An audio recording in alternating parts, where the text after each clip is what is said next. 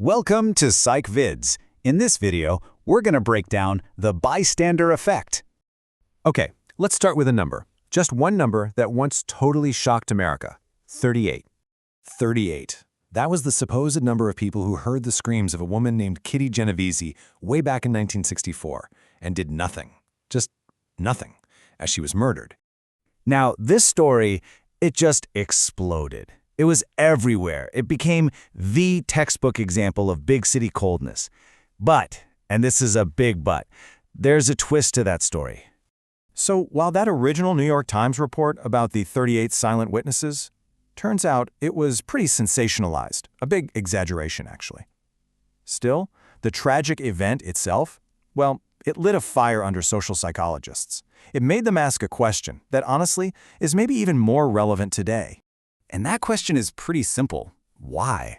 Why do we sometimes just fail to act in an emergency when other people are right there with us?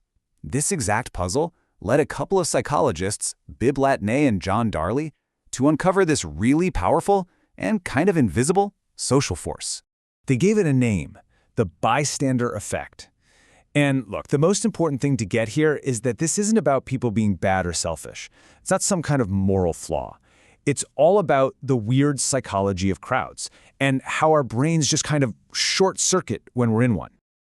Okay, so how in the world do you test something like that? Well, Latané and Darley got creative. They set up these classic experiments, which are now pretty famous, to see what real people would do in a crisis. Yeah, they put people in these controlled scenarios. Things like you're in a room and you hear another student having a seizure over an intercom. Or, get this, smoke starts filling the room you're in.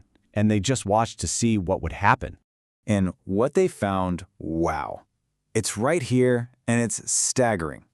When a person was alone, they helped about 75% of the time. Makes sense, right? But the second you put them in a group, that number just tanks. It drops all the way down to 31%. Just having other people around basically paralyzed them. So what is going on here, right? Why does being in a group make us less helpful? Well, Latané and Darley figured it out. They identified these three main psychological reasons that basically team up to freeze us in our tracks. And this breaks it down perfectly. First, there's diffusion of responsibility. That's the little voice in your head that goes, there are plenty of other people here. Someone else will handle it.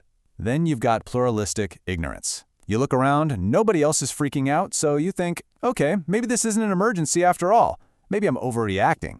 And the knockout punch is evaluation apprehension. That's just the plain old fear of looking like an idiot if it turns out to be nothing. It's a perfect storm for doing, well, nothing. Okay, let's bring this into our world, into the modern day, because this effect isn't just about street corners anymore, it's gone digital. I mean, think about it. The internet, it's the biggest crowd in human history. It's the absolute perfect breeding ground for the bystander effect on a massive scale. And you've seen it, right? We all have. It's the cyberbullying in a group chat where dozens of people see it, but nobody says a word. It's when something awful happens and a bunch of phones pop up to record it instead of calling for help. It's just scrolling right past a social media dogpile thinking someone else will deal with that. So is the phone a shield, a way to feel disconnected, or just a new way to document things instead of acting? Honestly, it doesn't really matter, because the bottom line is those same psychological gears are turning, just on the other side of a screen. All right, I know this sounds kind of depressing, but here's the good news, and it's really good news. You can fight this. You can break the spell. And the first step, the biggest step, is just knowing this thing exists. Seriously, it's that simple. Awareness is the cure. Once you can name that weird feeling, that invisible force holding everyone back, you can actually choose to push against it. So, let's talk playbook. How do you do it? Well, if you need help, don't just scream help. Point at one person. Make eye contact. Say, you in the blue jacket, call 911. It shatters the diffusion of responsibility. And if you're a witness, use the 5-second rule. Just act. Do something within 5 seconds before your brain can talk you out of it. And here's the magic part. When you're the first person to move, you give everyone else permission to help. Your one action can break the spell for the entire group, and suddenly you've started a wave of help instead of a spiral of silence. I love this quote from Philip Zimbardo. The opposite of a hero isn't a villain. It's a bystander. It really gets to the heart of it, you know? The takeaway here is that the crowd isn't going to save you. You are. We are. So the next time you're in a crowd, whether it's on the street or online, and something happens, you have a choice. What kind of bystander do you want to be? Subscribe so you don't miss an episode.